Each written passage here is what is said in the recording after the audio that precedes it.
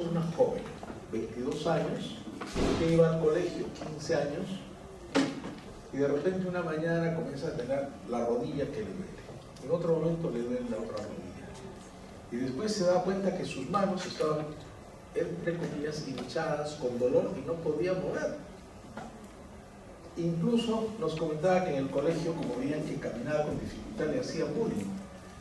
Dos de esas chicas fuertes le ponían la pierna y decían, salta. Y la historia pues termina en que este joven tenía una artritis reumatoide muy severa. Y ustedes van a ver que en este capítulo, este es el capítulo de los dolores, ¿no es cierto? Hemos pasado el capítulo de las anemias, de los ganglios, y ahora es el capítulo de los... Vamos a evitar las espondiloartropatías seronegativas. Se entiende que el grupo de las artropatías seropositivas son los que tienen factor reumatoide positivo, ¿no? Los antipéptidos y positivos, es por excelencia la artritis reumatoide. Nosotros vamos a ver acá en artropatías, espondiloartropatías seronegativas, la espondilitis anquilosante, ¿ya? La enfermedad de Reiter y la artritis psoriásica. La espondilitis anquilosante es un trastorno inflamatorio que va a afectar el esqueleto axial. Esta enfermedad va a empezar en el esqueleto axial. Va a comprometer articulaciones periféricas y estructuras cervicoarticulares. Pero cuando hablamos de espondilitis anquilosante, el compromiso en el esqueleto axial se da entre la segunda o tercera década. Es más prevalente en varones, de 2 a 3 sobre una mujer. Y actualmente espondilitis anquilosante se denomina espondiloartritis axial. Muy bien. Hay una correlación con el antígeno de histocompatibilidad HLA-B27. La espondilitis anquilosante, el 80% de los pacientes con espondilitis anquilosante tienen HLA-B27 positivo. En blancos de Norteamérica la prevalencia de HLA-B27 es 7%. En pacientes con espondilitis anquilosante la prevalencia es casi de 90%. Entonces es una enfermedad que compromete, ¿no es cierto?, el eje axial, compromete la columna y está muy ligada al antígeno de histocompatibilidad HLA-B27. Jóvenes, es una espondiloartropatía, es un componente inflamatorio que va a comprometer fundamentalmente la columna. La patología, hay una entesis fibrocartilaginosa en la región donde el tendón, el ligamento, la cápsula de la articulación se une al hueso. La columna normal empieza el componente inflamatorio. Este componente inflamatorio es muy importante y luego va a permitir la fusión del hueso. La entesitis fibrocartilaginosa, aquí son los discos intervertebrales, se inflaman, erosionan parte del hueso y como reacción inflamatoria se produce después la fusión. En la espondilitis anquilosante hay una entesitis fibrocartilaginosa, ¿no es cierto? Esta entesitis va a estar asociada con edema del hueso adyacente y se caracteriza por lesiones erosivas que eventualmente van a evolucionar a la osificación. Hay un componente inflamatorio que en su evolución va a terminar por tener característica una columna rígida, osificada y vamos a ver más adelante con esta característica de la fusión de los cuerpos vertebrales. También denominada espondilitis reumatoide, mal llamada porque es en realidad seronegativa o enfermedad de Merrill-Strumpel, es una sinovitis crónica en la cual hay una destrucción del cartílago articular, se va a producir después aniquilosis ósea, y empezamos en la articulación sacroiliaca e interapoficiales y va comprometiendo toda la columna. Además, en la espondilitis anquilosante, la inflamación de las zonas de inserción de tendones y ligamentos produce la osificación. Hablamos de entesitis cuando hay inflamación de las zonas de la inserción de los tendones y ligamentos. Esta inflamación de las zonas de inserción de tendones y ligamentos va a provocar la osificación con cuadratura y fusión de los cuerpos vertebrales y excrescencias óseas que en conjunto van a producir la inmovilidad de la columna. Joven, se va imaginando usted una persona, varón o mujer, fundamentalmente varón entre 20 y 30 años, que tiene una afectación inflamatoria progresiva que va a componer a un daño de la columna, ¿no? Empieza con una sacroileitis, termina con una lumbalgia y va a terminar con una columna totalmente dañada.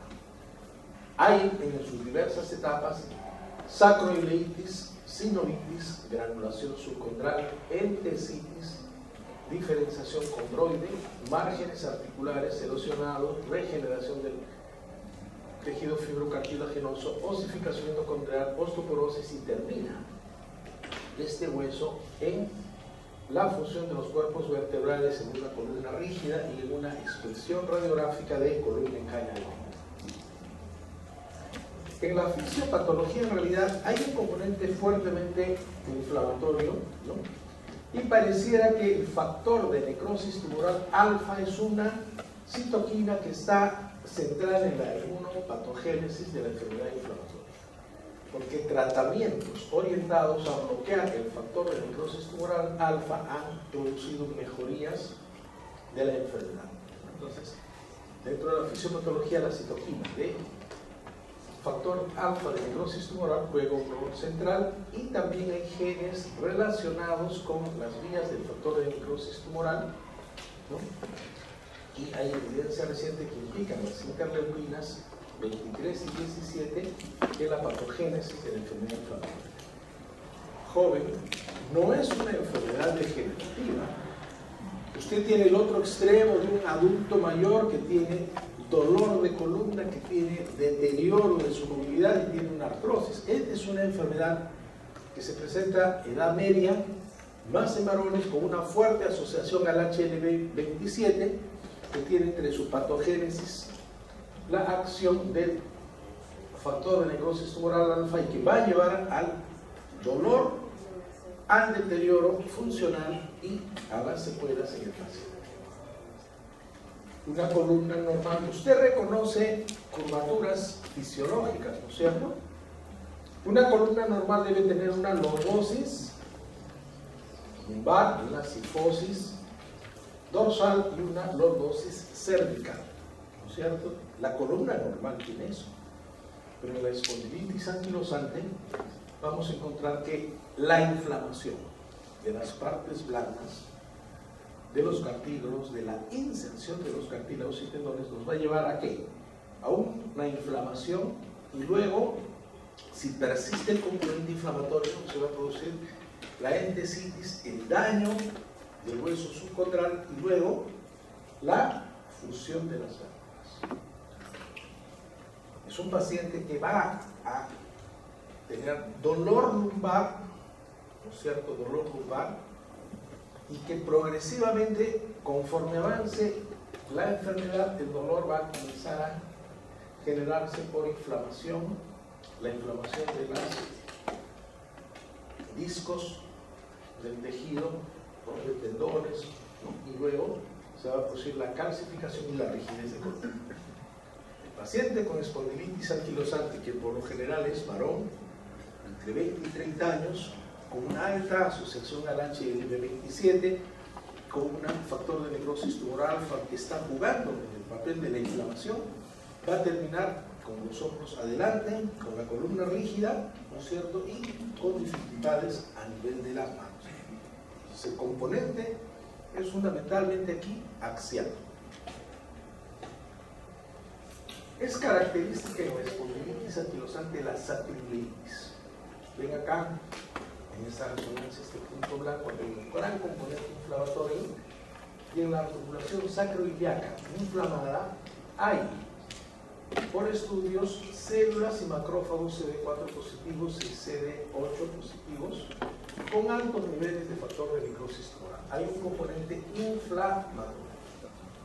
hay abundancia del factor de crecimiento transformante beta en lesiones más avanzadas. Ojo, esta no es una enfermedad degenerativa, sino inflamatoria. Como ya hemos mencionado, una edad media es de aproximadamente 23 años. Y el mérito, jóvenes, es llegar a diagnosticar con prontitud. Si usted no diagnostica una artritis reumatoide, ¿cómo termina la mano de ese paciente? Con gran componente inflamatorio y con desviación cubital y con deformidades, ¿no es cierto? Y los pacientes con artritis reumatoide van a terminar con anquilosis y con impotencia funcional. Igual acá, pero a nivel de la columna. El paciente presenta un dolor sordo de inicio insidioso que se siente profundamente en la región lumbar o glúteo menor, que se acompaña, y esto es muy característico, de rigidez en la espalda baja de inicio matinal y que dura unas pocas horas y que mejora con la actividad. El paciente es un varón que tiene lumbalgia baja a nivel del sacro ilíaco, a nivel de la región lumbar, con rigidez de inicio matinal, va a durar varias horas y que mejora con la actividad. Y al cabo de unos meses el dolor se convierte en persistente, ¿no? Puede ser bilateral con exacerbación nocturna que obliga al paciente a levantarse y a moverse. Jóvenes, van a ustedes estar. El primer trastorno reumatológico que van a ver ustedes en su práctica es la lumbalgia. En la casa le van a decir, bueno, tú has estudiado medicina, estamos financiando la carrera, ya estás en el 5º año, aquí está la abuelita, tiene una lumbalgia, trata. Entonces, obviamente es más fácil, ¿no es cierto? Tiene una artrosis, veremos cuál es su dolor, qué característica tiene, si tiene ritmo mecánico. Si el dolor lumbar en jóvenes es básicamente postural, en adultos mayores es por artrosis. Cuando se levanta o se mueve, le duele, ¿cómo se llama en su ritmo? Mecánico, ¿no es cierto? Las enfermedades degenerativas, artrósicas, dan dolor de ritmo mecánico. Cuando el paciente está en reposo, calma, cuando está en actividad o se incrementa el movimiento, comienzan a doler y luego puede pasar. En este paciente, el dolor se puede volver intenso y se exacerba en la noche. Entonces ya esta no es una lumbalgia común y corriente. Debe haber otro factor y generalmente todo dolor que levante en la noche hay un componente inflamatorio activo, ¿no es cierto? Ven acá este paciente, ¿qué notan ectoscópicamente? ¿Cómo está la columna? ¿Tiene lordosis lumbar o no? Es una columna rígida, hay una hipercifosis dorsal. El paciente está con los hombros hacia adelante. Y como dice la lámina, en las manifestaciones clínicas de la espondilitis anquilosante o espondiloartritis axial, hay dolor a la palpación de las espinas, los hombros hacia adelante, hay una hipercifosis dorsal, ¿no es cierto? Hay una hiperlordosis compensatoria cervical, la columna está rígida, ¿no es cierto? Y obviamente, ¿qué ven acá? Vértebras que están fusionadas. La columna rígida es una resonancia magnética, ¿no es cierto? Primero usted hace un diagnóstico. La lumbalgia en la espondilitis anquilosante es una lumbalgia que obedece a ritmo mecánico, no necesariamente. Es una lumbalgia inflamatoria. Dolor lumbar bajo, el paciente amanece con rigidez en las mañanas, conforme avanza el día disminuye la rigidez, puede el dolor atenuarse, el paciente progresa la enfermedad en la noche, comienza a tener otra vez dolor. Entonces es importante hacer el diagnóstico, ¿no? Y el paciente poco a poco va poniendo rígida su columna y va teniendo estos cambios. En el laboratorio, si usted sospecha una espondiloartropatía seronegativa, no existe una prueba de laboratorio, digamos, que diagnostique esto. El diagnóstico es clínico, radiológico. En la mayoría de los grupos étnicos, el HLA-27 está presente en el 80-90% de los pacientes con espondilitis anquilosante. La velocidad de sedimentación de proteínas C reactivas tan a menudo, no siempre.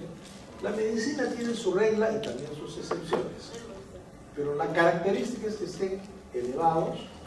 Puede haber una anemia leve, una anemia neumocítica neumocrónica. En pacientes con enfermedad severa puede haber un incremento de la fosfatasa alcalina, niveles de inmunoglobulina A sérico elevados, y esto es importante para hacer el diagnóstico por exclusión. El factor reumatoide y el antipéptido cíclico citrulinado son negativos, así como los anticuerpos antinucleares. Porque si usted encuentra un factor reumatoide positivo o un antipéptido cíclico citrulinado positivo, ya no está frente a una escandilopatía seronegativa, está frente a una probable artritis reumatoide, ¿cierto? Y si encuentras unos anticuerpos antinucleares, ya tienes que buscar una enfermedad reumática. Aquí son negativos. Puede haber artropatía periférica también, y si se hace el estudio de líquido sinovial, no es específica. Como es un paciente que va a tener rígida la columna y rígida la caja torácica, no puede haber disminución de la capacidad vital, aumento de la capacidad residual funcional. La radiografía es muy importante para el diagnóstico. Los pacientes tienen inicialmente sacroileitis, articulación sacroiliaca. Ven acá la unión, ¿no? Digamos, con componente inflamatorio. Puede haber borramiento de los márgenes corticales del hueso subcondral, seguido por erosiones e esclerosis secundaria de inflamación. Puede haber progresión de las erosiones, anquilosis fibrosa y ósea, pérdida de la lordosis, esclerosis reactiva. Los cuerpos vertebrales se van poniendo cuadrados, entre comillas, los sindesmofitos marginales, ¿no es cierto?, y puentes óseos que conectan los cuerpos vertebrales anteriores y laterales. Entonces, ven, ¿cómo se denomina esto? Una columna en caña de bambú. Si tenemos imaginación, podríamos entender esto, ¿no es cierto? Es una característica de la espondilitis anquilosante tener una columna rígida en caña de bambú. Componente sacroiliaco, ¿no es cierto? Ven acá una columna cervical también rígida. Ven acá. ¿Qué les llama la atención acá, jóvenes? Hay una columna que prácticamente está osificada. No hay individualización de los cuerpos vertebrales, están los sindesmofitos. ¿Qué pasa? Que los ligamentos, al haberse inflamado, se produce la entesitis y luego esto se comienza a calcificar. Esta es una columna en caña de bambú, característico de la espondilitis anquilosa. Igual acá, ven acá cómo se ha prácticamente fusionado los cuerpos vertebrales. Acá también, es muy característico esto, que pierde la curvatura, ¿no? La lordosis lumbar. Es importante establecer un diagnóstico precoz antes que la inflamación persistente produzca la deformidad irreversible de la columna. Obviamente, joven, usted va a ver primero 100 lumbalgias simples antes de ver una espondilitis anquilosante, ¿no es cierto? Y ojo, y esta es una invocación, casi es un ruego, jóvenes. Usted tiene que ser un alumno excelente de medicina. Jóvenes, no puede ser que cada vez más la atención primaria, porque vamos a ser médicos de atención primaria, al menos en el Perú, cada vez tengamos indicios que se está ejerciendo una medicina muy simple. Yo pongo mucho énfasis en eso porque si alguien viene, una persona con una lumbalgia recurrente, que no respete el ritmo mecánico, una lumbalgia con una persona de 20, 30 años recurrente, además que la columna comienza a ponerse rígida, le hago una pregunta. ¿Usted le va a dar antiinflamatorios de la A a la Z o a los 2 o 3 meses va a plantearse algo más de la lumbalgia que tiene este paciente? Usted tiene plantearse, tienen que ponerle una radiografía y si sospechas componente inflamatorio, las lumbalgias posturales tienen proteína C reactiva elevada, las lumbalgias posturales tienen velocidad de sedimentación y usted tiene que hacer ese diagnóstico. ¿Saben cuál es lo dramático, jóvenes? Que muchos pacientes, damas con poliartralgias simétricas, de metacarpofalángimas proximales, con rigidez que dura más de media hora, con síntomas constitucionales de fatiga, son diagnosticadas como artrosis. Son tratadas con antiinflamatorios y pierden entre más o menos 6 meses y 1 año el tratamiento. No somos capaces de decir, señor, este cuadro de artropatía, de artralgias, de las intercampofalángicas, con rigidez más de media hora, puede ser una artritis reumatoide y pedirle su factor reumatoide y su proteína C reactiva y su velocidad de sedimentación y saber que hay el antipéptido citrullinado como opción para el diagnóstico. Eso es lo que tenemos que hacer. Mi anhelo es que pudiéramos tener una atención primaria como en Inglaterra, donde el médico, entre comillas, general es un señor médico. Yo no creo, jóvenes, que ustedes estén haciendo tanto esfuerzo, porque realmente los admiro, creo que no comen, no duermen, soñando solo en medicina, para tratar resfríos, diarreas y ronchitas. No creo, ¿eh? Yo creo que ustedes tienen que hacer grandes diagnósticos, los cirujanos operar aneurismas, operar diverticulosis, ¿no es cierto? Ustedes clínicos, diagnosticar hipotiroidismo suménico, buscar cosas, por eso están sacrificando y van a dar su vida por la medicina. Y perdonen, jóvenes, esta dramatización, pero sucede en la práctica diaria. Entonces, esta lumbalgia, en este varón que se presenta con gran rigidez en la columna y que el paciente de repente en la noche se levanta porque le duele, y tú le ves, ya no tiene lordosis lumbar, ya la columna está rígida. Tiene una velocidad de sedimentación, tiene una proteína C reactiva alta. Puede ser una espondilitis anquilosa. ¿Y por qué el diagnóstico debe ser importante? Porque cuanto más inflamación, más tiempo pase, la columna va a comenzar a inflamarse más, se produce la, digamos, fusión de los cuerpos vertebrales y el paciente va a quedar con secuelas irreversibles. Es importante como reto de diagnóstico porque el dolor de espalda es muy común. Un diagnóstico presuntivo temprano a menudo se basa en motivos clínicos, ¿cierto? Que requieren algún nivel de experiencia, ¿no? Y muchas veces las personas jóvenes con síntomas de espondilitis anquilosante al inicio no buscan atención. Bases para el diagnóstico de la espondilitis anquilosante o espondiloartritis axial. Dolor crónico en la espalda baja, lumbalgia baja en adultos jóvenes. Generalmente empeoran en la mañana, hay una limitación progresiva de la movilidad de la espalda y la expansión torácica. Puede haber artritis periférica transitoria o permanente. Se puede asociar como es una enfermedad autoinmune o inmune, uveitis en 20 a 25%. Van a haber cambios en las radiografías de articulaciones sacroiliacas, la sacroilitis es importante, aumento de velocidad de sedimentación nodular y pruebas séricas negativas para factor reumatoide y hay una alta asociación con la presencia de HLA-B27. Si yo les hago un caso clínico, varón de 30 años que tiene dolor crónico, que empeora en la mañana, con limitación progresiva de la movilidad de la columna, con artritis periférica, uveitis, sacroiliitis en la radiografía con cuerpos vertebrales en caña de bambú, aumento de velocidad positivo, factor reumatoide negativo y HLA-B27, ya usted tiene la respuesta, o sea, ya ahí prohibido cargar. Eso hay que grabarlo.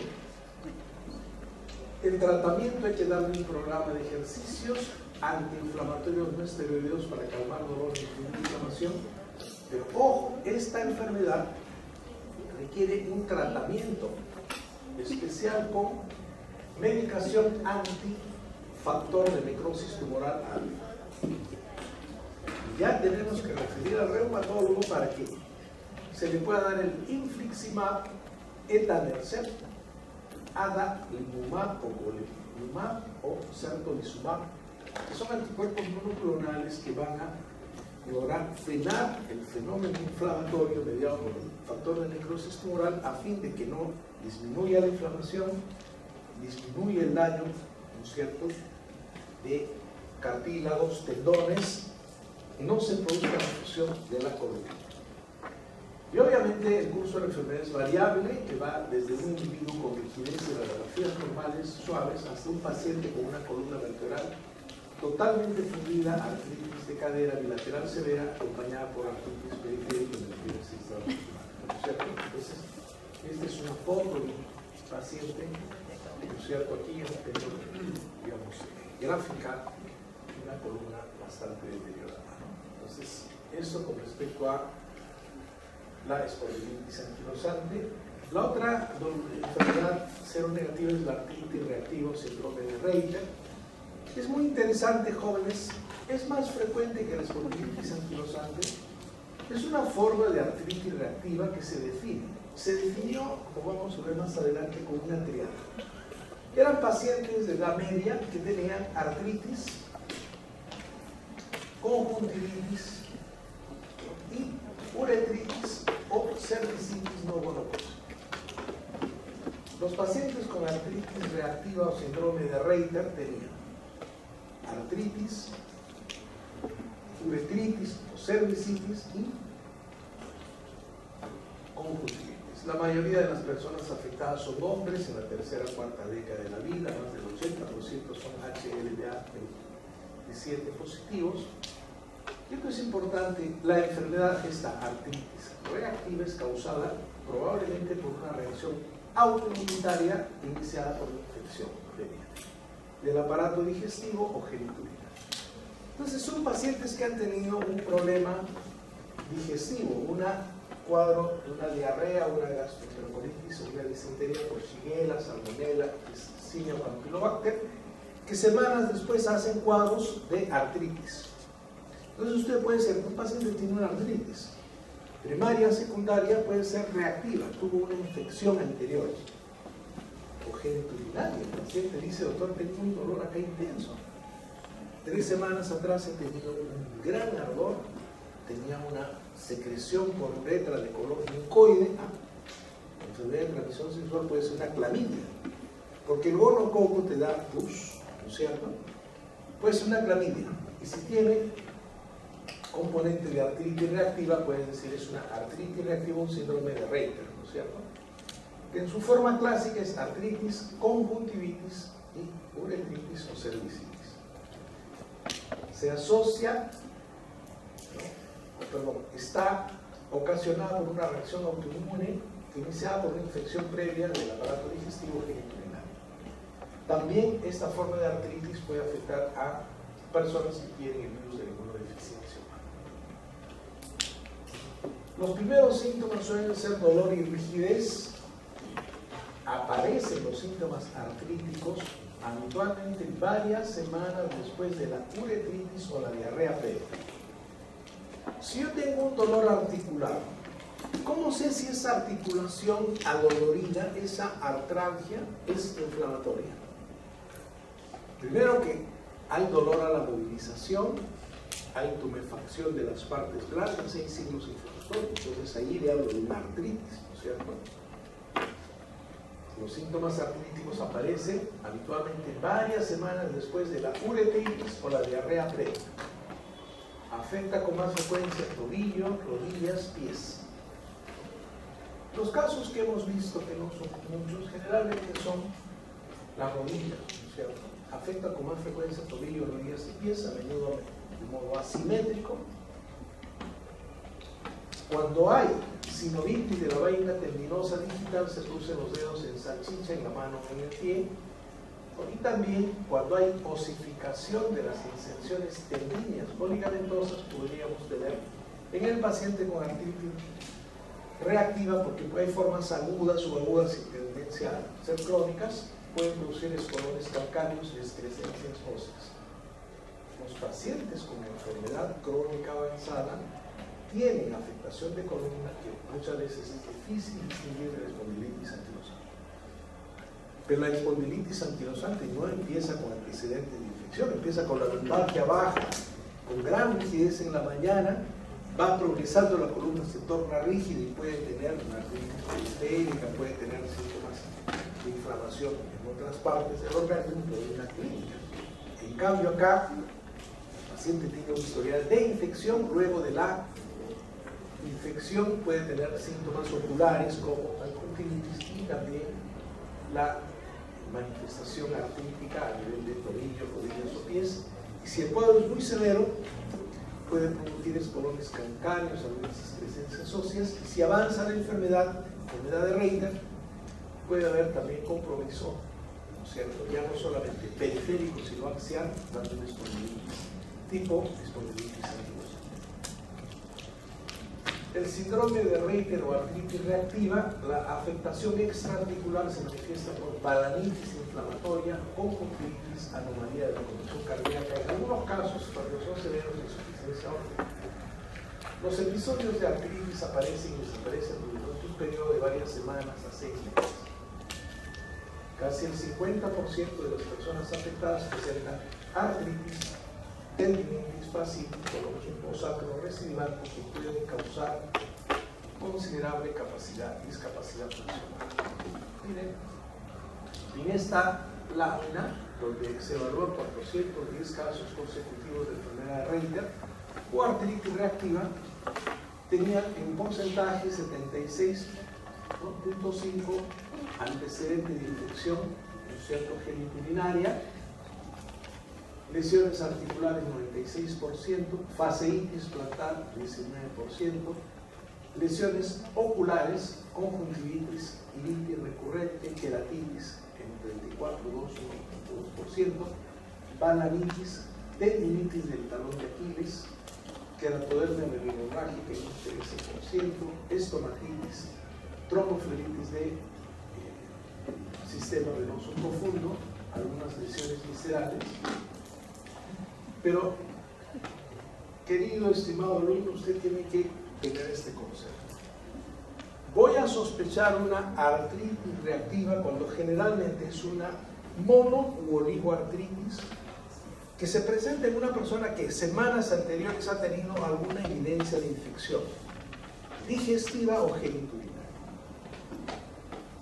Es una artritis inflamatoria, ¿no es cierto?, en la cual no solamente el antecedente es importante de infección, sino el componente también de la conjuntivitis y la lesión muchas veces genital, ¿cierto?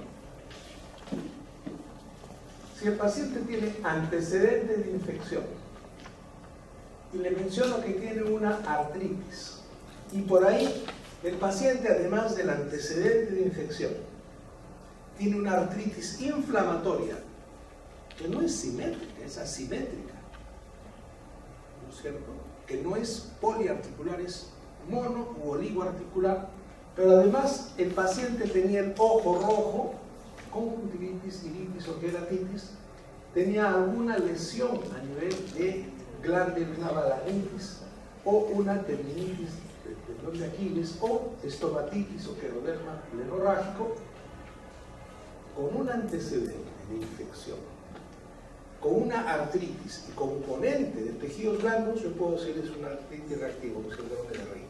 ¿De acuerdo? La velocidad de sedimentación está elevada porque es inflamatoria. Factor reumatoide antipéptidos citrulinados negativo, entonces ya tienes una base, ¿no?, para poder plantear este cuadro como Reiter. El HLA-B27 está asociado al 80% de esta enfermedad. Bases para el diagnóstico de la artritis reactiva. En el 16, Reiter describe la triada característica. ¿Cuál es? Artritis, conjuntivitis y uretritis o cervicitis, ¿cierto? En el 69, Abonen introduce el término de artritis reactiva y en el 81 la Asociación Americana de Reumatología desarrolla el concepto. artritis reactiva, bases para diagnóstico. Del 50 al 80% de los pacientes son HLA de 27. Los rasgos más comunes, doble resaltador acá, oligoartritis, conjuntivitis, uretritis, úlcera de Crohn. Por lo común se presentan después de una disentería de una infección de hipertensión sexual. Pero el paciente no viene diciéndote, doctora, tengo una oligoartritis inflamatoria, tengo una uretritis, ahora tengo el ojo rojo, me parece una queratitis. No. El paciente le duele la rodilla, oiga, ¿y usted tuvo ardor para orinar? ¿Y tuvo una secreción mucoide? Ah, sí. ¿Hace cuánto tiempo? 3-4 semanas. Y además, usted ve bien, le arde el ojo, le molesta, doctora, tengo una conjuntivitis. Ah, antecedente de infección, artritis inflamatoria, oligoartritis y un componente de uretritis o conjuntivitis o balanitis o tendinitis del talón de Aquiles, etc. ¿Cierto? Que ven acá, jóvenes, una uveitis. Acá uno tiene que ser un poco imaginativo, pero es una balanitis circinada, ¿no es cierto? El médico tiene que concentrarse en tener buen ojo clínico. Igual acá hay una episcleritis, úlceras orales, ¿cierto? A nivel de la lengua. Daño también a nivel de las artritis reactivas, puede haber daño de onicolisis, ¿no es cierto? Puede haber acá hiperkeratosis subreal, onicolisis, ¿no es cierto? El eritema perilingual. Las manos están bastante dañadas. Claro, alguien simple diría, no, estos son hongos. No, mucho cuidado, joven. Hasta que no demuestre usted con un frotis que hay levaduras o hifas, no necesariamente estas lesiones son hongos. Entonces vamos a tener que en dermatología decir, hay una lesión, ¿no es cierto?, proliferativa exuberante donde hay daño del tejido subungual, hay onicolitis, hay daño acá, ¿no es cierto?, de las uñas de las manos. Acá hay el eritema nodoso que también puede darse, estas eritemas, ¿no es cierto?, estos nódulos dolorosos, eritematosos, el keratoderma plerorrágico. Ven acá una asimetría, ¿se ve la asimetría de esta rodilla? Es un paciente con artritis de rodilla. Y miren esta característica, muchas veces los componentes de artritis pueden darse a nivel de los dedos, dedo de salchicha. Esto es característico de las, no es patognomónico, pero es característico de una artritis reactiva. Hasta un 60% de los pacientes con artritis reactiva establecida tienen manifestaciones radiográficas convencionales de la enfermedad articular. En estadios tempranos de artritis reactiva, la radiografía convencional de las articulaciones suele ser normal, no solamente edema, penetración de tejidos blandos, ¿no es cierto? Y al evaluar a largo plazo los pacientes con artritis reactiva, se deberá descartar la presencia o compromiso axial. Jóvenes, en otras palabras, hay una característica en la radiografía de la artritis reactiva, en la espondilitis anquilosante. ¿Ah? Claro, la sacroileitis, la columna rígida en caña de bambú. La artritis reumatoide tiene características patognomónicas, más o menos muy sugestivas del daño de la enfermedad, sí, pero aquí en la artritis reactiva no. Obviamente, cuando hay pacientes que tienen artritis reactiva con brotes, con tendencia a cronicidad, se pueden ver estos sindesmofitos marginales, este espolón plantar, ¿no es cierto?, el espolón calcáneo, y podemos utilizar la gammagrafía, la resonancia, la tomografía, la ultrasonografía para estudiar el compromiso de esta enfermedad, ¿no?, que puede dañar no solamente algunas articulaciones grandes, sino cuando es crónica también producir sindesmofitos, producir espolón calcáneo, producir columnas que semejan al daño que produce la espondilitis anquilosante. Hay formas evolutivas. Un grupo puede curar completamente tras el primer brote, un 30%. Otro grupo puede tener afectación crónica, brotes repetidos o cronicidad tras brotes repetidos. En el corto plazo, La artritis reactiva generalmente da monoartritis, oligoartritis. En realidad es muy raro que se puedan dar poliartritis. Pueden ser en mediano plazo asintomáticos, oligosintomáticos o con poliartritis, y a largo plazo artritis periférica o dolores poliartritis. Generalmente no dan poliartritis. Puede haber evolución de alteraciones extraarticulares, diarrea, conjuntivitis, pero es importante que grabe usted. Si me hablan de una monoartritis, como uretritis, uveitis, lesión mucosa, lesión psoriasiforme, trastorno de conducción intracardíaca, insuficiencia aórtica o amiloidosis, inmediatamente estoy pensando que sea una forma de artritis reactiva. El tratamiento no farmacológico es la terapia física, el farmacológico los aires, y ojo, como es un cuadro de artritis inflamatoria, se pueden dar más o menos de manera semejante a lo que pasa con artritis reumatoide, agentes de segunda línea modificadores de enfermedad, la sulfasalacina, el metotrexate, la satipirina, la ciclosporina, en casos muy severos, bloqueadores del factor de necrosis tumoral, el etanercept, infliximab, adalimumab, y tendremos que usar, ¿no es cierto?, si se sospecha que hay alguna presencia de infección todavía, tetraciclina, doxiciclina o la combinación de doxiciclina rifampicina. Pero lo central, jóvenes, es antiinflamatorios, modificadores de enfermedad. En nuestro medio mucho se usa la sulfasalacina, metotrexate, acetopirina y ciclosporina, y los reumatólogos usan los bloqueadores del factor de necrosis tumoral, etanercept, infliximab, adalimumab. Y el tercer grupo de artritis es la artritis psoriásica. ¿No es cierto? Hay una enfermedad autoinmune inflamatoria y crónica asociada a la presencia de psoriasis. Si yo tengo un paciente con psoriasis, ¿se acuerda más o menos la psoriasis, usted joven alumno? ¿No es cierto? Es una lesión dérmica eritematosa que luego te da unas placas, una escamativa como placas, ¿no?, con una nievecita cuando uno lo raspa. Si el paciente con psoriasis tiene una artritis, usted puede decir que es una artritis psoriásica.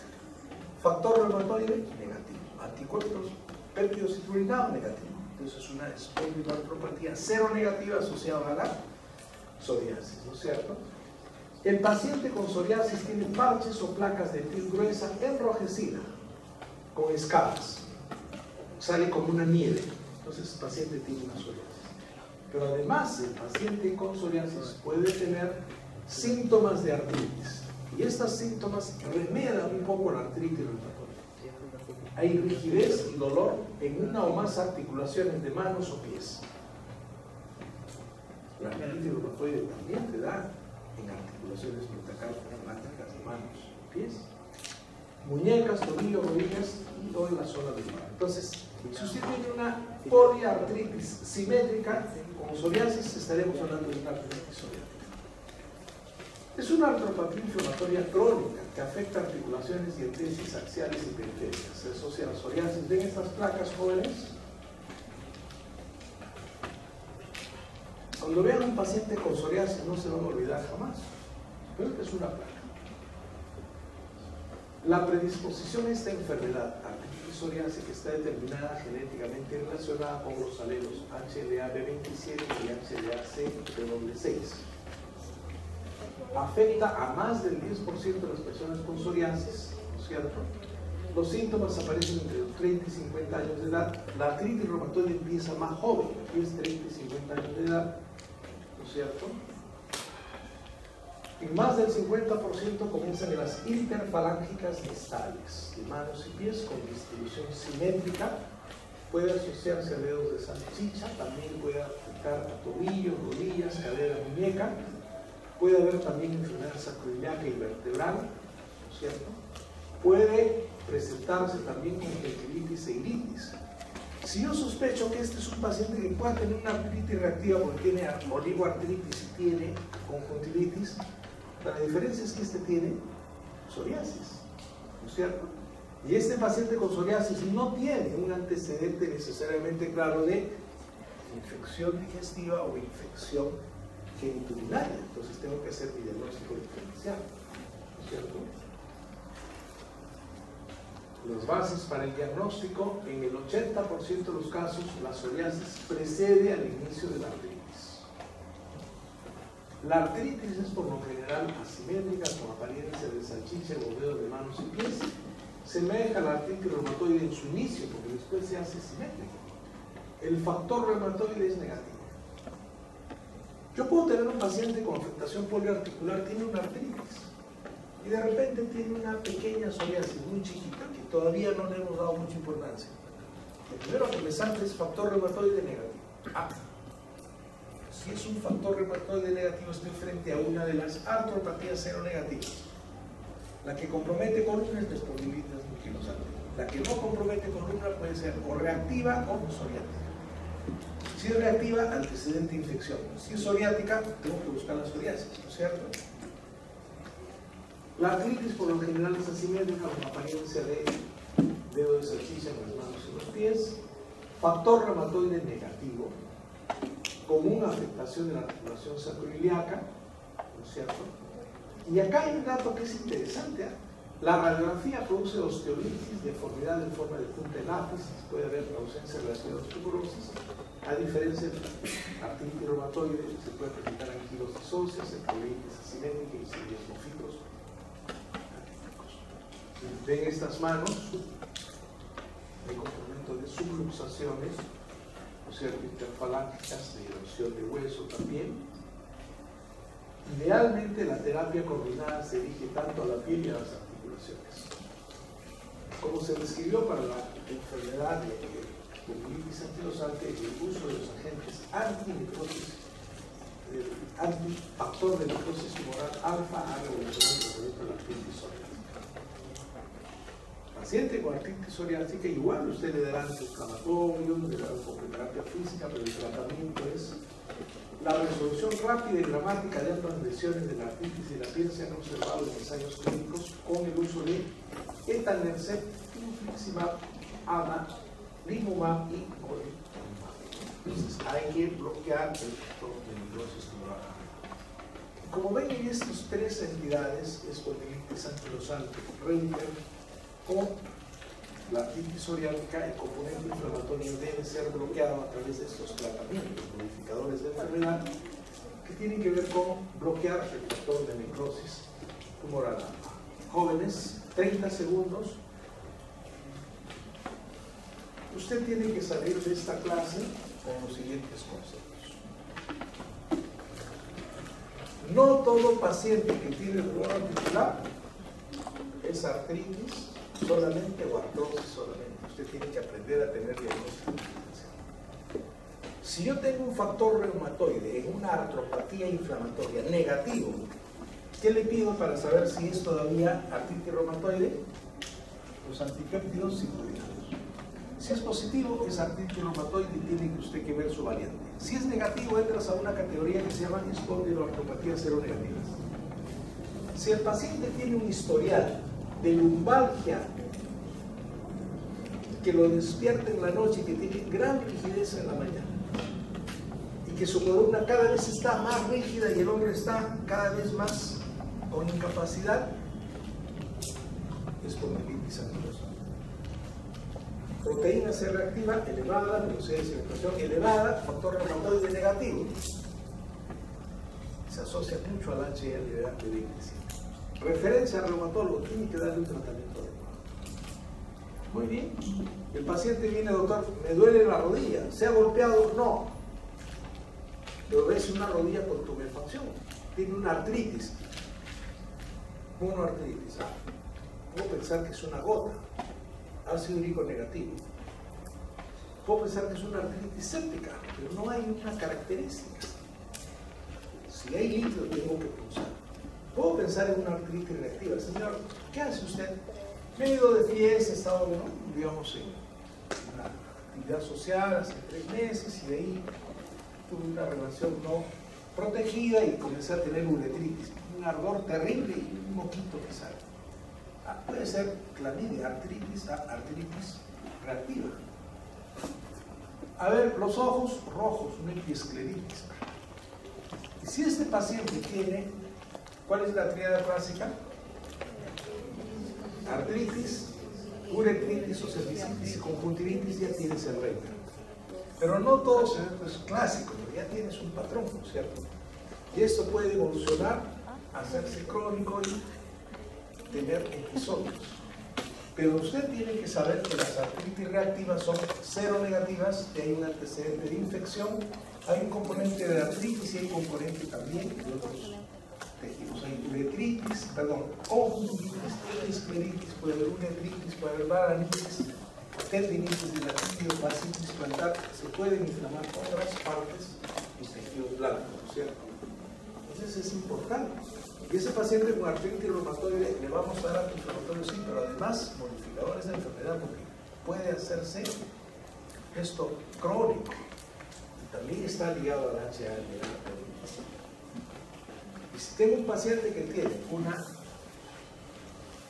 artritis, ¿no es cierto?, inflamatoria con componente de psoriasis, bueno, puedo asociar rápidamente que es una artritis psoriática.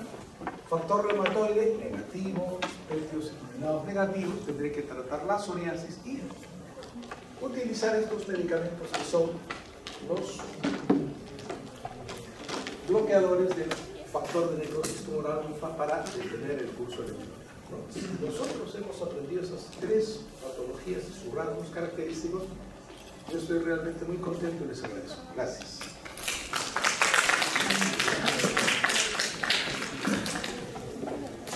Por si a alguien le interesa, lo voy a dejar acá, que lo pueda revisar. Señor Delgado, acá.